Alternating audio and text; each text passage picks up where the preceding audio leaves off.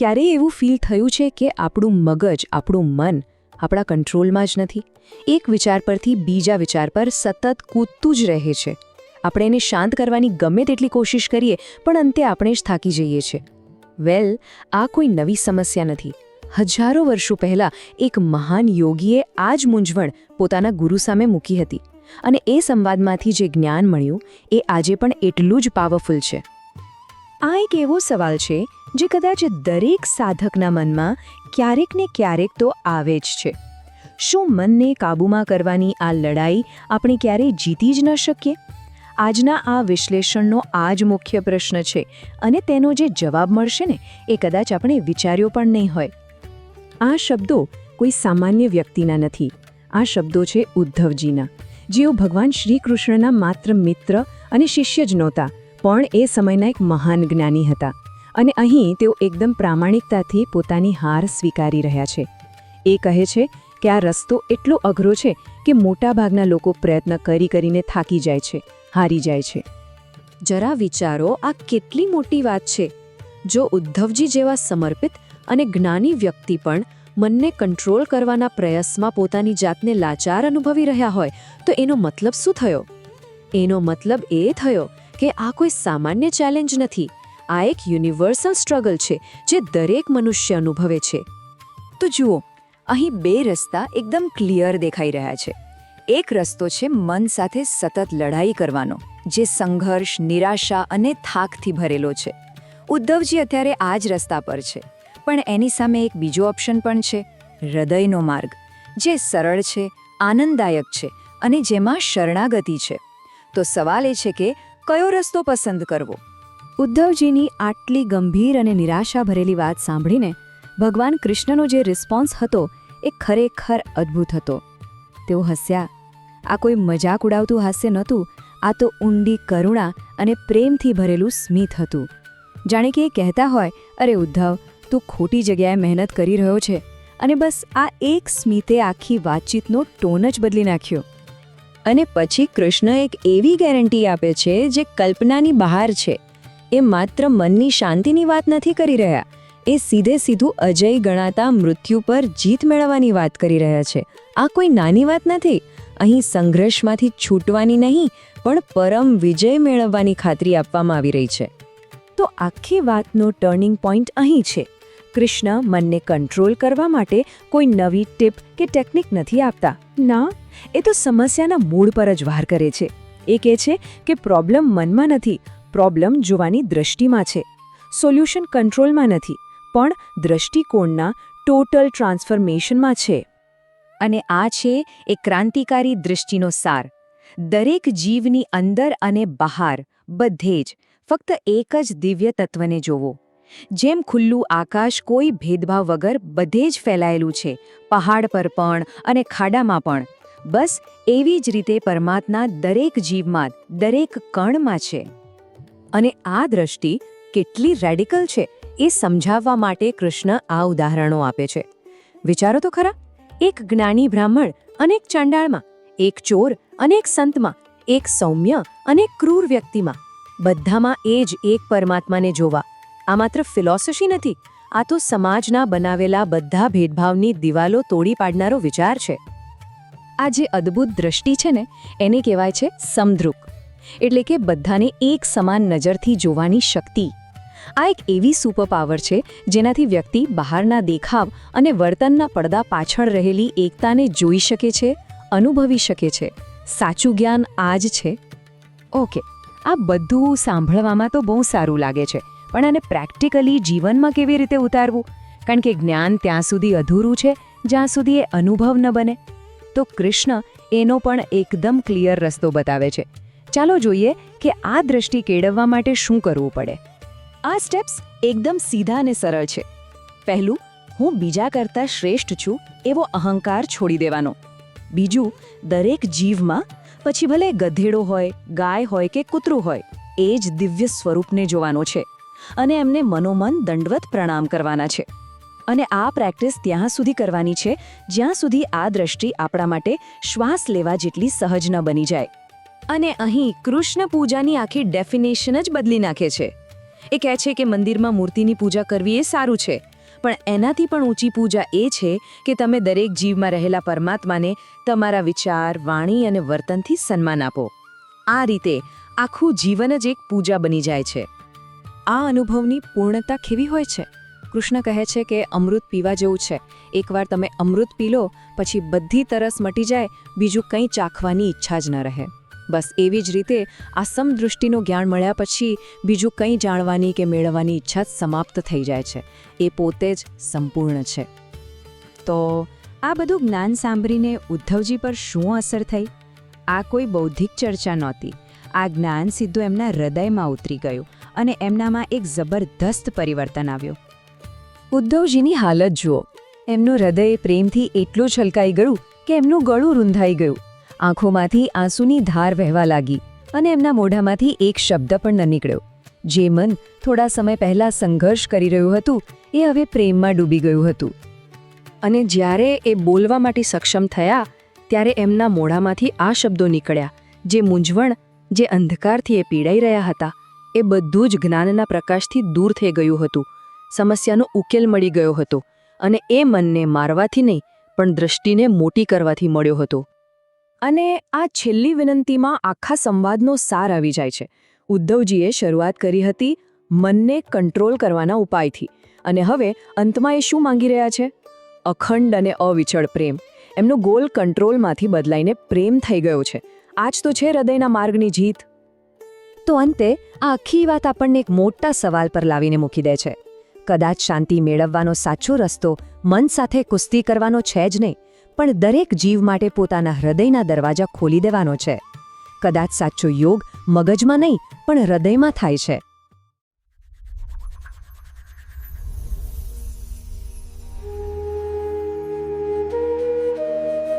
નમસ્કાર અને સ્વાગત છે. આજે આપણે શ્રીમદ ભાગવતના એક ખૂબ જ એમ કહી શકાય કે હૃદયસ્પર્શી પ્રસંગમાં ઊંડા ઉતરી રહ્યા છીએ, જેને લોકો ઉદ્ધવ ગીતા તરીકે પણ ઓળખે છે. બરાબર. આ છેલ્લો સંવાદ છે ભગવાન શ્રી કૃષ્ણ અને એમના પરમ પ્રિય ભક્ત ઉદ્ધવજી વચ્ચેનો. ભાગવતના 11મા સ્કંધમાં આવે છે આ. હા, 29મો અધ્યાય. આપણે આ જ શ્લોકોમાંથી, મતલબ એ જ આપણો મુખ્ય સ્ત્રોત છે, જીવન માટે કંઈક ઉપયોગી જ્ઞાન મેળવવાનો પ્રયાસ કરીશું. ચોક્કસ. ખાસ કરીને મુક્તિ અને પેલો ઈશ્વરીય પ્રેમ કેવી રીતે મળે એના વિશે. ઉદ્ધવજી એક એવી મૂંઝવણ રજૂ કરે છે જે કદાચ આપણને બધાને બહુ પોતાની લાગશે. કઈ મૂંઝવણ? કે ભાઈ, જો મન જ કાબૂમાં ના રહેતું હોય તો યોગ જેવા અઘરા રસ્તા જ છે કે પછી કોઈ સહેલો રસ્તો છે? આ બહુ મહત્વનો પ્રશ્ન છે. ચાલો તો આ જ જિજ્ઞાસા લઈને ઉદ્ધવ અને કૃષ્ણના આ અદ્ભુત સંવાદને સમજવાનો પ્રયત્ન કરીએ. ખરેખર આ સંવાદનું મહત્વ એટલે અનેરું છે કારણ કે ભગવાન કૃષ્ણ હવે પૃથ્વી પરથી એમની લીલા સંકેલવાની તૈયારીમાં છે. ઓહ! અને આ સમયે તેઓ ઉદ્ધવજીને આ અંતિમ અને કદાચ સૌથી ગુહ્ય જ્ઞાન આપી રહ્યા છે, અને એમાં મુખ્ય ભાર બુદ્ધિ પર છે. અચ્છા. એક એવો માર્ગ જે કદાચ વધુ સીધો, વધુ સુલભ લાગે, ખાસ કરીને એમના માટે જેમને પેલું ધ્યાન કે યોગ અઘરું પડતું હોય. બરાબર. તો શરૂઆત ઉદ્ધવજીના એ જ સવાલથી થાય છે. તમે કહ્યું એમ એ કહે છે ટૂંકમાં કે જેનું મન વશમાં નથી એના માટે યોગ સાધના તો અત્યંત કઠિન છે. હા, સુદુશ્ચરામ કહ્યું છે. એટલે પૂછે છે કે કોઈ સરળ ઉપાય બતાવો, અને પાછું ઉમેરે પણ છે કે ઘણા યોગીઓ પણ આ મનને વશ કરવાના પ્રયાસમાં થાકી જાય છે, નિરાશ થઈ જાય છે. હા, વિષિદંતી. આ વાત કેટલી જાણીતી લાગે છે નહીં? મન પર કાબુ મેળવવાનો સંઘર્ષ. બિલકુલ. ઉદ્ધવજી અહીં કોઈ હવામાં વાત નથી કરી રહ્યા. એકદમ વાસ્તવિક માનવીય મૂંઝવણ છે આ. એ જ આ સંવાદની સુંદરતા છે. સાચી વાત. અને રસપ્રદ વાત એ છે કે ઉદ્ધવજી પોતે જ એક ઇશારો કરે છે. શું? એ સૂચવે છે કે ભાઈ, જે લોકો માયાથી મોહિત છે, જેમને આ યોગ માર્ગ અઘરો લાગે છે, એમના માટે તો ભગવાનના જે આનંદ આપનારા ચરણ કમળ છે ને, બસ એનું શરણ લઈ લેવું એ જ ઉત્તમ રસ્તો છે. અચ્છા. અને ત્યાં હંસ જેવા ભક્તોનો ઉલ્લેખ પણ કરે છે. હંસ એટલે પેલું વિવેક બુદ્ધિવાળું પ્રતીક. હા હા, જે નિર્શીર વિવેક કરે. બરાબર. જે સત્યને ગ્રહણ કરે. અને પછી ઉદ્ધવજી ભગવાનની કરુણા પર તો એટલા વારી જાય છે. એ કહે છે કે ભગવાન પોતાના શરણે આવેલા ભક્તો પર કૃપા કરે, એમાં શું નવાઈ? અને પછી એક સુંદર ઉદાહરણ આપે છે. અરે, જે ભગવાનના ચરણ દેવોના મુકુટથી પૂજાય છે, એ જ ભગવાને જંગલમાં હરણાઓ સાથે પણ મિત્રતા રાખી હતી. શું વાત છે! આ બતાવે છે કે ભગવાન કેટલા સુલભ છે, કેટલા પ્રેમાળ છે. ખાસ કરીને જેઓ એકદમ અનન્ય ભાવે શરણે જાય એમના માટે. અહીં પેલો શરણાગતિનો સિદ્ધાંત જ મુખ્ય છે. ભગવાનને એટલે સર્વાર્થદમ કયા છે, મતલબ બધું જ આપનારા. બરાબર. અને શ્લોક 6માં તો ત્યાં સુધી કહ્યું છે કે મોટા ઋષિમુનિઓ પણ ભલે ને બ્રહ્મા જેટલું આયુષ્ય જીવે તો પણ ભગવાનના ઉપકારનો બદલો વાળી ના શકે. કેમ? કારણ કે ભગવાન બે રીતે મદદ કરે છે. એક તો અંદર અંતર્યામી તરીકે બેસીને રસ્તો બતાવે, અને બીજું બહાર આચાર્ય કે ગુરુ સ્વરૂપે આવીને એ અશુભનો નાશ કરે છે અને પોતાનો જે દિવ્ય માર્ગ છે એ પ્રગટ કરી દે છે. આ એમની કરુણાની ગહનતા છે. વાહ! આટલી સુંદર ભૂમિકા પછી હવે ભગવાન કૃષ્ણ શું જવાબ આપે છે એ જોઈએ. શ્લોકમાં લખ્યું છે કે ઉદ્ધવના આવા પ્રેમભર્યા શબ્દો સાંભળીને ભગવાન એકદમ મનોહર સ્મિત સાથે બોલવાનું શરૂ કરે છે અને એક વાચન આપે છે. હું તને મારા એ કલ્યાણકારી ધર્મો એટલે કે માર્ગો જણાવીશ જેનું પાલન કરવાથી મનુષ્ય અજય મૃત્યુ પર પણ જીત મેળવી શકે છે. મૃત્યુંજયંત દુર્જયમ. હા, અને પછી 9મા શ્લોકમાં આખા ઉપદેશનો જાણે સાર આપી દે છે. બધા કર્મો મારા માટે કર, નિરંતર મારું સ્મરણ કર અને મન તથા બુદ્ધિ મને અર્પણ કરી દે. હવે આ મારા માટે કર્મ કર એ વાતને ભગવાન થોડી વધુ સ્પષ્ટ કરે છે. કેવી રીતે? એ પવિત્ર સ્થાનોમાં રહેવાનું કહે છે. સત્સંગ એટલે કે સારા ભક્તોનો સંગ કરવાનું મહત્વ સમજાવે છે. ઓકે. એટલું જ નહીં, ભૂતકાળમાં જે મોટા ભક્તો થઈ ગયા એમના જીવનમાંથી પ્રેરણા લેવાનું પણ કહે છે. અને ભક્તિ એટલે કંઈ ખાલી મનમાં રાખવાની વાત નથી, એની અભિવ્યક્તિ પણ થવી જોઈએ. અચ્છા, એટલે ભગવાન કહે છે કે મારા માટે ઉત્સવો કરો, પર્વ ઉજવો, યાત્રાઓનું આયોજન કરો જેમાં ગીત નૃત્ય હોય, અને એ પણ એકદમ ઉલ્લાસથી, જાણે કોઈ મહારાજાની વિભૂતિઓ હોય એમ ઉજવો. વાહ! આ બતાવે છે કે ભક્તિ કોઈ સૂકી ક્રિયા નથી, પણ એકદમ જીવંત અને આનંદ આપતી પ્રક્રિયા છે. અહીંથી વાત એક નવા જ લેવલ પર જાય છે નહીં? ભગવાન હવે એકદમ ક્રાંતિકારી વિચાર મૂકે છે. સર્વત્ર ઈશ્વરને જોવાનો અભ્યાસ. હા, 12મો શ્લોક. એમાં કહે છે, મને જ સર્વ પ્રાણીઓમાં બહાર અને અંદર છુપાયેલો અને વ્યાપેલો જો. બહિરંતરાપાવૃત્તમ. હા, જેમ આકાશ બધે જ છે અને બધું આકાશમાં છે, તેમ મને સર્વમાં અને સર્વને મારામાં જો. આ દૃષ્ટિ કેળવવી એ બહુ મોટી વાત છે. હા, આને જ સમદૃષ્ટિ કહેવાય. ભગવાન બહુ સ્પષ્ટ કહે છે કે જે માણસ બ્રાહ્મણ અને ચાંડાળમાં, ચોર અને દાનવીરમાં, સૂર્ય અને તણખલામાં, દયાળુ અને ક્રૂરમાં, બધામાં એક જ પરમાત્મા તત્વને સમાન ભાવે જુએ છે ને, એ જ સાચો જ્ઞાની છે. અને આનો ફાયદો શું? 15મો શ્લોક સીધો જવાબ આપે છે. જે સતત બધામાં મારો આ ભાવ રાખે છે એના માટે પેલી સ્પર્ધા, ઈર્ષા, તિરસ્કાર, અહંકાર, આ બધી નકારાત્મક ભાવનાઓ આપોઆપ જતી રહે છે. ઓહ, આ તો બહુ પ્રેક્ટિકલ વાત થઈ ગઈ. છે જ ને. આપણા મોટાભાગના દુઃખોનું મૂળ આ જ વૃત્તિઓ તો છે. સાચી વાત. અને આ સમદ્રષ્ટિની હદ તો જુઓ. 16મા શ્લોકમાં તો ત્યાં સુધી કહ્યું છે કે શરમ અને સંકોચ છોડીને પૃથ્વી પર દંડવત પ્રણામ કરવા. પણ કોને? કોને?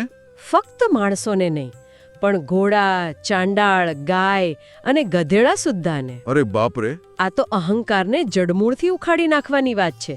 આ ખરેખર બહુ અઘરું લાગે. ચોક્કસ અઘરું છે. અને ભગવાને જાણે છે, એટલે જ 17મા શ્લોકમાં તરત કહે છે કે જ્યાં સુધી આ સર્વત્ર મારો ભાવ એકદમ દૃઢ ન થઈ જાય, પાક્કો ન થઈ જાય, ત્યાં સુધી મન, વાણી અને શરીરથી આ ઉપાસના ચાલુ જ રાખવી. અચ્છા, સતત અભ્યાસ. હા, આ કોઈ એક રાતની સિદ્ધિ નથી, સતત અભ્યાસ માંગે છે. પણ આ રસ્તાની શ્રેષ્ઠતા વિશે ભગવાન પોતે 19મા શ્લોકમાં ગેરંટી આપે છે. બધા જ સાધનોમાં મન, વાણી અને શરીરથી સર્વભૂતોમાં મારો ભાવ રાખો, એ જ મારા મતે સૌથી શ્રેષ્ઠ અને સીધો માર્ગ છે. આનાથી વધુ સ્પષ્ટતા શું હોઈ શકે? બિલકુલ. અને ભગવાન આ માર્ગની ગેરંટી પણ આપે છે. તમે કહ્યું એમ 20મા શ્લોકમાં કહે છે કે આ મારો ભક્તિ માર્ગ છે ને, એ ક્યારેય નિષ્ફળ નથી જ જતો, ભલે ને અધૂરો અભ્યાસ થયો હોય. કેમ? કારણ કે તે ગુણોથી પર છે, નિષ્કામ છે અને મેં પોતે પ્રસ્થાપિત કરેલો છે. નિર્ગુણત્વાત અનાશિષ. હા, ભક્તો માટે આ કેટલો મોટો દિલાસો કહેવાય. અને એની સરખામણીમાં ભક્તિ વગરના જે કર્મો છે એને તો નિરર્થક ગણાવ્યા છે. બરાબર. અને 22મા શ્લોકમાં સાચી બુદ્ધિની એક અદ્ભુત વ્યાખ્યા આપી છે. શું છે? એ કહે છે કે બુદ્ધિમાનોની બુદ્ધિ એ જ છે કે આ નશ્વર અને અસત્ય જેવા દેખાતા જગતનો ઉપયોગ કરીને પણ શાશ્વત, સત્ય અને અમર એવા મને એટલે કે ભગવાનને પ્રાપ્ત કરી લેવો. વાહ, નશ્વરમાંથી શાશ્વતને પામવાની કળા. બરાબર. આ જ્ઞાન એટલું ગહન છે કે ભગવાન કહે છે દેવો માટે પણ દુર્લભ છે અને આ જ્ઞાનથી બધા સંશયો આપોઆપ દૂર થઈ જાય છે. એટલું જ નહીં, આ જ્ઞાનને જો યોગ્ય પાત્ર સાથે વહેંચવામાં આવે તો એનું પુણ્ય પણ ભગવાને ગણાવ્યું છે. શું કહ્યું છે? એ કહે છે કે જે મારા ભક્તોમાં આ જ્ઞાનનો પ્રચાર કરે છે તેને હું મારી જાત જ આપી દઉં છું. શું વાત છે! દદામ્ય આત્માનમ આત્મના. અને જે શ્રદ્ધાથી આને સાંભળે છે કે એનો અભ્યાસ કરે છે તે શુદ્ધ થાય છે, એને જ્ઞાનનો દીવો મળે છે અને કર્મોના બંધનમાંથી મુક્ત થાય છે. આટલું બધું ગહન જ્ઞાન આપ્યા પછી ભગવાન બહુ પ્રેમથી ઉદ્ધવને પૂછે છે. શું પૂછે છે? હે સખા, તે આ બધું બરાબર સમજ્યું. તારો મોહ અને શોક દૂર થયા. આ બતાવે છે કે જ્ઞાન આપ્યા પછી એ બરાબર ઉતર્યું છે કે નહીં એની ખાતરી કરવી પણ જરૂરી છે.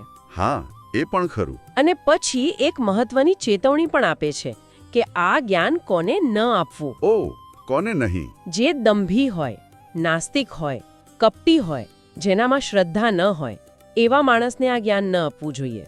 તો પછી કોને આપવું જોઈએ? જે દોષ વગરનો હોય, ભક્તિભાવ વાળો હોય, સંત જેવા સ્વભાવનો અને શુદ્ધ હૃદયનો હોય, આવા યોગ્ય પાત્રને આપવાથી જ જ્ઞાન ફળે છે. બરાબર.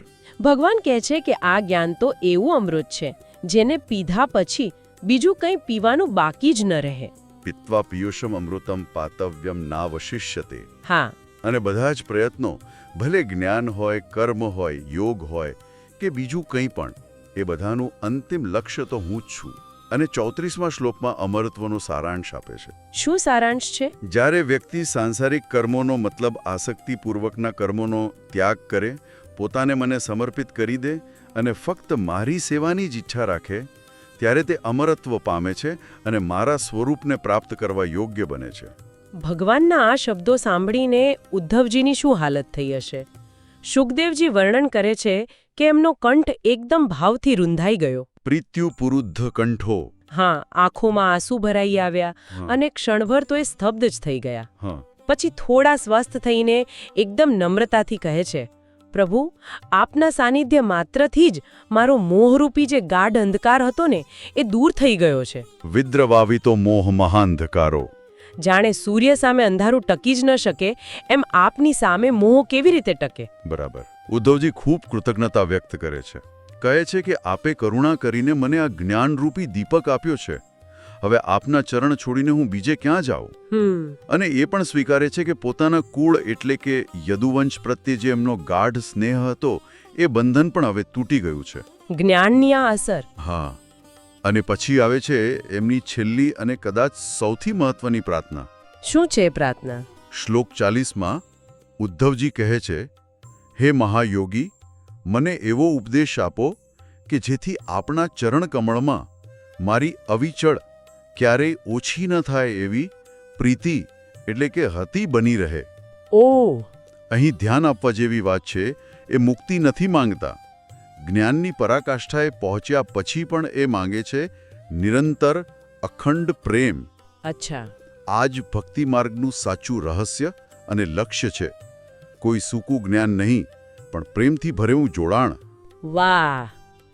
અને આ પ્રાર્થનાના જવાબમાં ભગવાન ઉદ્ધવજીને એમના આગળના જીવન માટે એકદમ સ્પષ્ટ માર્ગદર્શન આપે છે. શું કહે છે? કહે છે, મારા કહેવાથી તું બદ્રિકાશ્રમ જા, ત્યાં પવિત્ર નદીઓમાં સ્નાન કરજે, વલ્કલ વસ્ત્રો પહેરજે, વનના ફળ ખાજે, સંતોષી અને સહનશીલ બનજે, ઇન્દ્રિયોને વશમાં રાખજે, શાંત ચિત્તે મેં જે જ્ઞાન આપ્યું છે એનું મનન કરજે, અને મન અને વાણી મારામાં સ્થિર રાખીશ તો અંતે મને જ પામીશ. કેટલું સ્પષ્ટ સ્ટેપ બાય સ્ટેપ ગાઈડન્સ. બરાબર. અને પછી ઉદ્ધવજીની વિદાયનું વર્ણન આવે છે, જે અત્યંત ભાવુક છે. કેવું? એમણે ભગવાનની પ્રદક્ષિણા કરી, ચરણોમાં માથું મૂક્યું. વિયોગના વિચારથી જ એમનું હૃદય એટલું ભરાઈ આવ્યું કે આંસુથી ભગવાનના ચરણ ધોવા લાગ્યા. ઓહ! ભગવાન પ્રત્યેનો સ્નેહ એટલો ગાઢ હતો કે એમને છોડીને જવાનું એમના માટે બહુ મુશ્કેલ હતું. બહુ કષ્ટથી ભગવાનની પાદુકાઓ માથે ધારણ કરી, વારંવાર નમસ્કાર કરીને તેઓ ત્યાંથી નીકળ્યા. ભગવાનને હૃદયમાં રાખીને તેઓ બદ્રિકાશ્રમ ગયા અને ત્યાં તપસ્યા કરી પરમ ગતિને પામ્યા. આ દ્રશ્યમાં જ્ઞાન, ભક્તિ, વૈરાગ્ય, શરણાગતિ બધાનું અદ્ભુત મિલન દેખાય છે. અંતિમ 2 શ્લોકો આ અધ્યાયનું મહાત્મ્ય કહે છે. જે કોઈ આ જ્ઞાનામૃતનું શ્રદ્ધાપૂર્વક સેવન કરે છે તે સંસારના બંધનમાંથી મુક્ત થાય છે. અને છેલ્લા શ્લોકમાં ભગવાન કૃષ્ણને અંતિમ નમસ્કાર કરવામાં આવ્યા છે. એમને એવા કહ્યા છે જે સંસારના ભયને દૂર કરવા માટે ભમરાની જેમ વેદોના સારરૂપી મદને કાઢીને તે અમૃત પોતાના ભક્તોને પીવડાવે છે. ભૃંગવદ વેદ સારમ. હા, વેદોના આટલા મોટા જ્ઞાન સાગરમાંથી આપણા માટે જે સહજતાથી ગ્રહણ કરી શકાય એવો સાર કાઢી આપનાર ભગવાન, આ કલ્પના જ કેટલી સુંદર છે. તો આજની આપણી આ વાતચીતનો જો સાર કાઢીએ તો મુખ્ય વાત એ છે કે ભક્તિ અને સર્વત્ર ભગવદ ભાવ એટલે કે પેલી સમદૃષ્ટિ એ મુક્તિ મેળવવા અને જીવનના જે સંઘર્ષો છે એના પર જીત મેળવવાનો એક સીધો, સુલભ અને પાછો આનંદમય માર્ગ છે. ખાસ કરીને જ્યારે ધ્યાનયોગ જેવા માર્ગો અઘરા લાગતા હોય અને આ માર્ગની સફળતાની ખાતરી તો ખુદ ભગવાને આપી છે. બરાબર. અને શ્રોતાઓ માટે એક વિચાર મૂકીને આપણે સમાપન કરીએ. પેલો શ્લોક 34 જેમાં ભગવાને કહ્યું કે જ્યારે વ્યક્તિ પોતાના બધા એટલે કે આસક્તિપૂર્વકના કર્મો છોડી દે અને પોતાને ભગવાનને સમર્પિત કરે ત્યારે તે અમરત્વ પ્રાપ્ત કરે છે. હા, તો આજના જમાનામાં જ્યારે આપણી પાસે આટલી બધી પારિવારિક, સામાજિક, વ્યવસાયિક જવાબદારીઓ છે ત્યારે આ બધા કર્મો છોડી દેવાનો અને પોતાને સમર્પિત કરવાનો વ્યવહારુ અર્થ શું હોઈ શકે? વિચારવા જેવો પ્રશ્ન છે. શું ખરેખર કર્મો છોડી દેવાના છે કે પછી કર્મ પ્રત્યેનો જે આપણો દૃષ્ટિકોણ છે એ બદલવાનો છે? આના પર વિચાર કરવાથી કદાચ આ પ્રાચીન જ્ઞાનને આજના જીવનમાં કેવી રીતે ઉતારવું એની કોઈ દિશા મળી શકે. ચોક્કસ. આ ઊંડાણપૂર્વકની વાતચીતમાં જોડાવા બદલ આપનો આભાર. ફરી મળીશું. આભાર.